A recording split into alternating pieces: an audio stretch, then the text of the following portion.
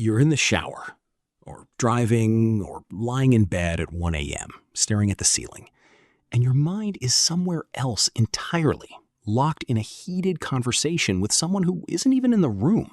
You're telling your boss exactly what you think of that comment he made in the meeting. You're explaining calmly and perfectly to your mother why what she said actually hurt you. You're winning an argument with your ex that ended 8 months ago, and you're good.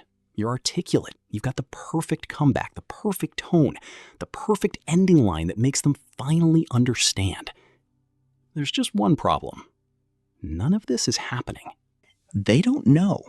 They never will. And somehow you're still emotionally exhausted from a fight that only took place inside your own head. If this sounds familiar, take a breath, because you're not broken, and you're definitely not alone. This is one of the most common, least talked about habits of the human mind. And once you understand why it happens, it stops feeling so strange. It actually starts to make a lot of sense. Let's really sit with this for a second, because most people brush past it. Think about the last time you rehearsed an argument that never happened. Maybe it was with a coworker who talked over you in a meeting. Maybe it was a sibling who always makes a backhanded comment at family dinners. Maybe it was a partner who said something small, almost forgettable to them, but it lodged itself in your chest and wouldn't leave. And instead of saying anything in the moment, you went quiet. You nodded. You changed the subject. But later, hours later, sometimes years later, your mind picked up the conversation and finished it. Except this time, you had all the right words. This isn't a small quirk. This is your brain trying to do something important. It's trying to protect you. Here's why this matters more than we usually give it credit for. These imaginary arguments aren't random noise. They're not a sign that you're overly sensitive or too much, like some people might have told you. They're a signal that something real happened and some part of you never got to fully respond to it. When we don't get to say what we needed to say, in the moment, when it mattered, the emotional charge doesn't just disappear. It doesn't evaporate because the conversation ended. It stays. It looks for somewhere to go, and your imagination becomes the stage where it finally gets to play out. So let's talk about what's actually happening psychologically, because this is where it gets fascinating. Psychologists call this kind of mental replay self-talk, or more specifically, in this context, it falls under something called unfinished emotional business. Your brain doesn't like open loops.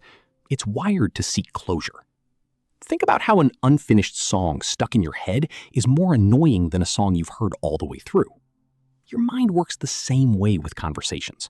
If something ends abruptly, if you freeze, if you swallow your words, if the moment passes before you can respond, your brain treats it like an unfinished task. And unfinished tasks quietly demand attention until they're resolved.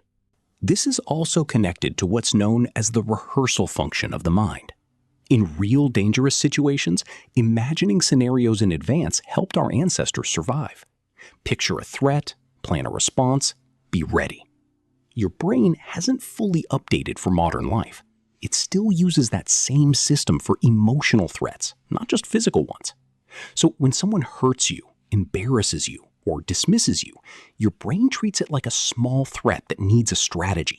And so it starts running simulations, over and over, trying to solve it. The problem is, most of these threats aren't solvable by winning an imaginary debate. There's no real opponent to defeat, just a memory replaying on a loop, trying to protect you a little too late. Real quick, before we go on, if that explanation just made something click for you, that's exactly what this channel is for. Hit subscribe if you want more of these. Now let's see what this actually looks like in real life. Picture someone at work making a joke at your expense in front of your team.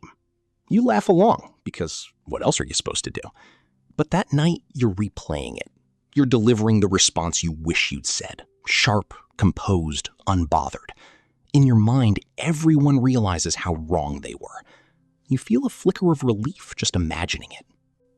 Picture a parent who compared you to a sibling one too many times growing up. Maybe they don't even remember saying it, but you do. And sometimes, out of nowhere, while you're just making coffee, you're midway through explaining to them, in your head, exactly how those comments shaped you. You're not doing this because you're dramatic. You're doing this because a part of you is still trying to be heard by someone who, at the time, wasn't listening. Or think about the friend who canceled plans last minute for the third time, and you said, "No worries, all good," but you weren't fine. And 2 days later, you're mentally telling them how their pattern actually makes you feel like an afterthought. You're not making this up for drama. You're trying to say the true thing you didn't feel safe enough to say out loud. This is where it gets a little tender, so stay with me. A lot of these imaginary arguments aren't really about winning. They're about being understood. Somewhere underneath the sharp comebacks and imagined confrontations, there's usually a much softer wish.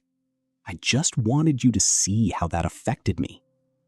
We don't rehearse arguments with people who don't matter to us. Notice that. You don't lie awake perfecting your response to a stranger who cut you off in traffic. Okay, maybe sometimes, but not with the same emotional weight.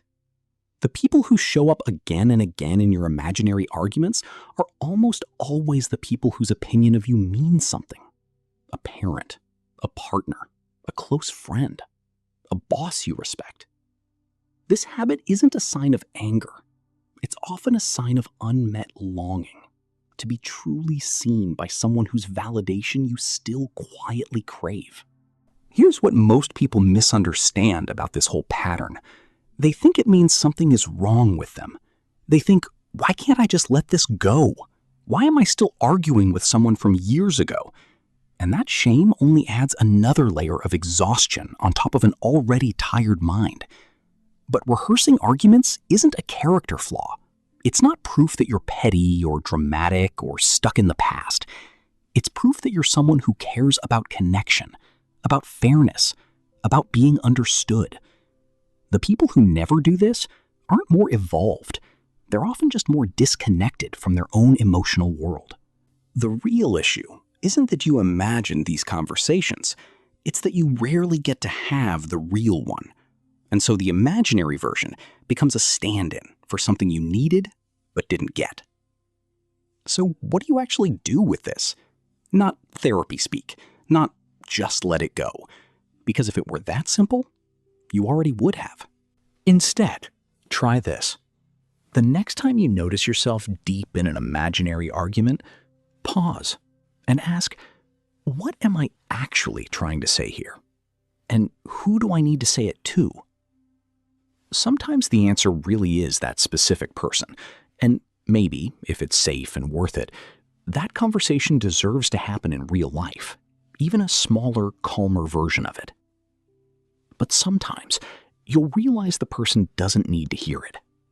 Sometimes they've changed, or they're gone, or the relationship isn't safe enough for honesty. In those cases, the goal isn't to deliver the words to them. It's to finally let you hear them. Write it down. Say it out loud alone. Let the sentence finish, even if only you were in the room. Because here's the quiet truth underneath all of this. You don't rehearse arguments because you're obsessed with conflict. You rehearse them because somewhere inside you, there's a version of yourself that never got to finish speaking. A version that got interrupted, dismissed, or silenced, and is still gently trying to be heard. Maybe the goal was never to win the argument. Maybe it was just to finally feel like your voice mattered in it.